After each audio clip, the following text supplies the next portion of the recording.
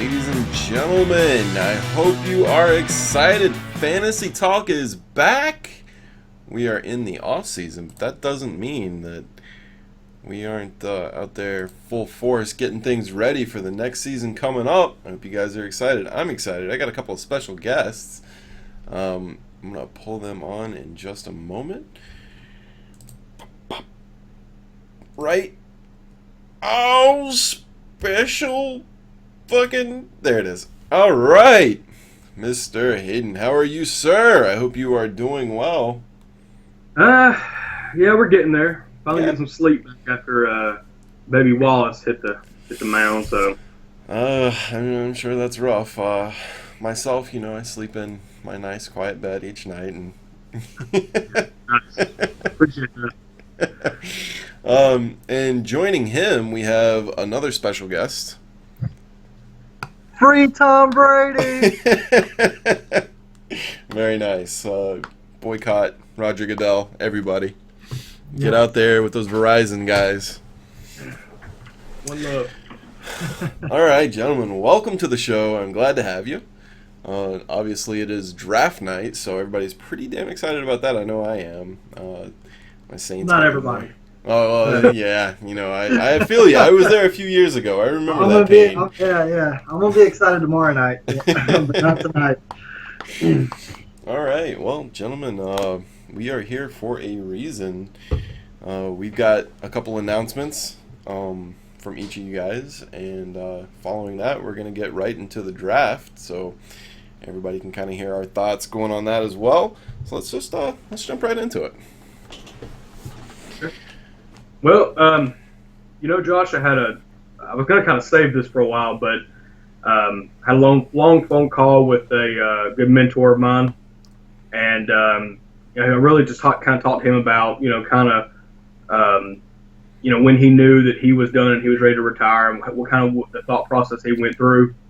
And he recommended that I just get a Budweiser and kind of kiss my wife. But I kind of talked to him, and the one thing he said was that he just knew when he felt like he just couldn't help the team anymore, that he was ready to retire. And I've been thinking about it all off season, and I just can't get out of my head that I still feel like I'm an asset as a manager, and I can't help but think that I'm not falling off. My arm strength is still good. My clicks per minute are up. My trade skills are better than ever right now. I've had a couple good drafts the past couple of years, and I just can't shake the fact that I got to come back this year, man. I gotta make another run at it. And that's amazing news. Sounds like your mentor was Brett Favre. I caught that one. I heard that in there. So, ladies and gentlemen, a Fantasy Talk exclusive, Mr. Wallace will be rejoining us. Hopefully you can carve out a little bit of time in there beyond the spreadsheets and all the back table talks for new players to come help me out on a show now and then. Yeah, absolutely. And I've still got I'm currently gathering the delegation to revamp the NAFTA talks this year. What does it stand for? It's the no trades for Alliance for Asians. Yeah. Alliance. Yeah. National Alliance for No Trades for Asians. Yeah. What's funny about that is I went back and looked at like all the transactions last year, like who had the most transactions, who had the most trades, who had the fewest trades. And I won't go over everybody, but who had the most transactions was Dustin. He had over 100 and something transactions, and that's basically, I think transactions includes trades as well as free agent signings and drops. Right. He had over 120 or 30. I was in second with just over 100, and everybody else was like at 60 or 70. Wow. So there was a pretty big drop. It's two ways to look at that. I ended up winning the draft, or the league, I should say, and Dustin he made a few trades, and then the guys he traded for, Arian Foster tore his ACL, Deion Lewis.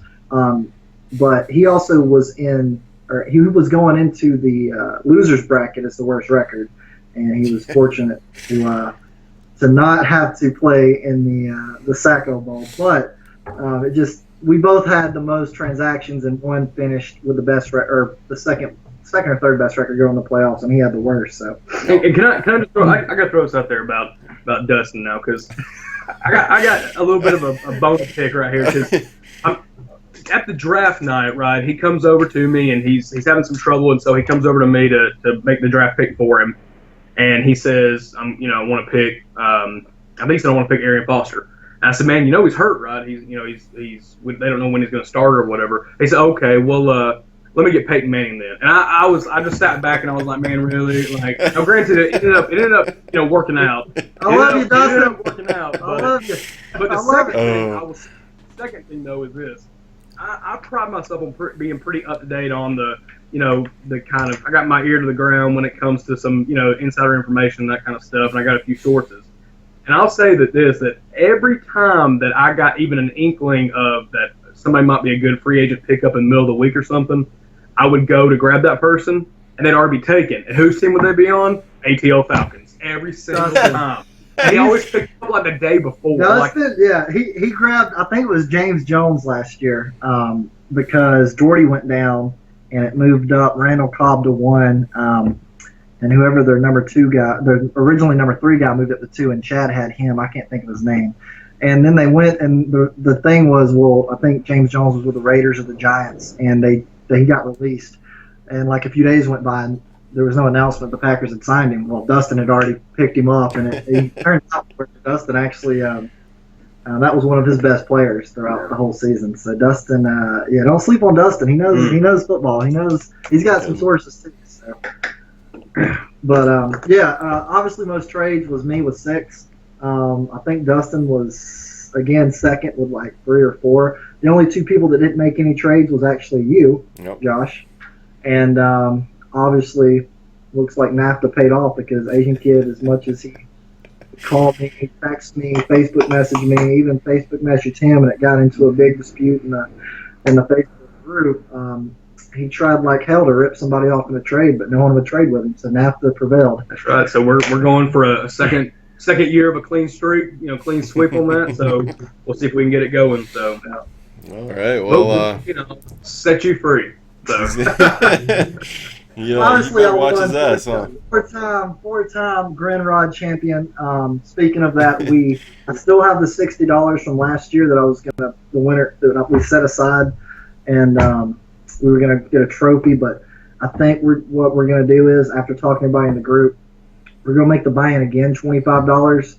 20 goes in the prize pool. We're gonna take the additional 5 from all 12 owners. That'll get us up to 120. That's about what the belt cost. So I think we are going to get the belt, and a belt's just way more badass than a small little trophy. So we'll have the Grand Rod Championship belt. Hopefully we'll have it sometime in August, September. The website that I work from, they're not taking orders yet for the upcoming fantasy season, but we'll get it. We'll get it either this summer or sometime this fall. So. That sounds awesome to me. I've been delving into photography a little bit lately, so I'll make sure that I get myself from a few angles, the right lighting, while I'm wearing that pretty little golden belt. Yeah, we'll have to ship it up to New York. Oh yeah. Or Texas. Sean wins if the curse wins. So what's the stipulation on that? Well, basically we're gonna take first place is 200, second is 40. So if you win, we'll take whatever it is to ship, $10 or $15 out of first place money to ship it up to you. Perfect. If it takes $15, you'll get $185 in cash via PayPal, and the belt will be sent to you. Or if you want it to stay here, it can. Stay here. I've told it so many times. It'll have a good spot. I can totally understand that. I don't mind having one of you guys polish it for me. Yeah, I hear you. No, that's what with the belt. A few other announcements. We're going to actually have sort of what we're doing here, like a live stream or video, and we're going to do the draft order. We're going to try to do it at least a month before the draft. That way, everyone will know where they're picking, or if they want to trade spots with somebody, they'll have a month to kind of agonize, debate, on whether they want to do that. And they can also do a lot more homework as far as mock drafts, research. If you've got the 5th pick, if someone falls to you at 5, should I, I've got to take him. Where before you basically just had 10 minutes before the draft. Oh, I'm picking 5th. If you don't want to be 5th because you're like, well, I was all about C.J. Anderson last year, and obviously the first half of the season it sucked, and I traded him away, and then he started balling. But I got him with the 8th overall pick, and I drew 8th. But had I not drawn 8th, I'd drawn like the 3rd or 4th pick. I probably was gonna have to work my ass off, and have to hustle within 10 minutes to try to get the trade back so I can pick him. And it's just we've only had 1 or 2. I think Creamer traded his pick with someone. One draft we had at Adams. I think that's the only time we've ever had a trade as far as trading spots. So everyone knowing where you're picking, where everybody else is picking, I think it will be a lot more exciting. And I just think overall it'd be better for the league. It's more fair. And if you want to chime in. Yeah, your thoughts, because I talked about it with Hayden a little bit. I mean, the good part is, right, if you're like me and you mock, 50, 60 times, you know how important it is to kind of know where you're at.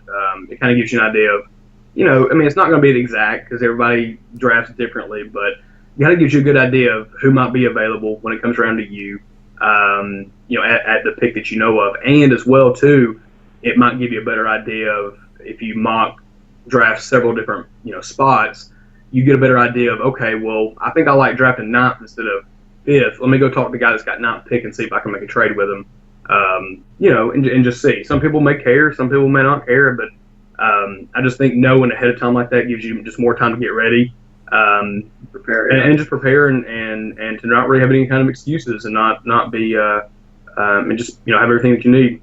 Yeah, no, I absolutely agree, 100%.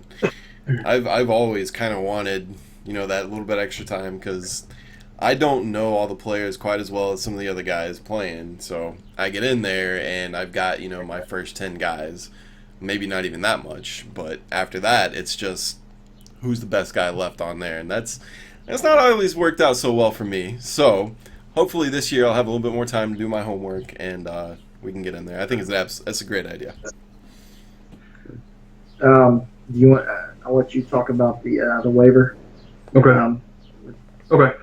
So this is something that's being discussed. It's not none of this. If we mention something about coming up is not really set in stone. I think we are going to definitely pick early. That doesn't really. I mean, that just adds to the to people's ability to do better in the draft. So I really don't think it detracts from anything.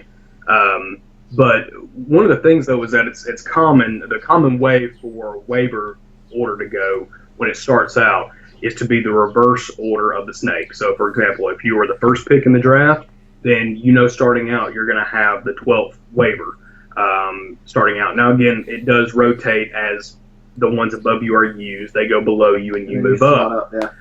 But the thing is that people don't understand that 12th pick is not actually, 9 times out of 10, it's not really a bad pick as much people think it is. It's really actually a really strategic pick because you're, number one guy gets the best guy off the board that's available, but then he's waiting 22 picks before he gets the second guy.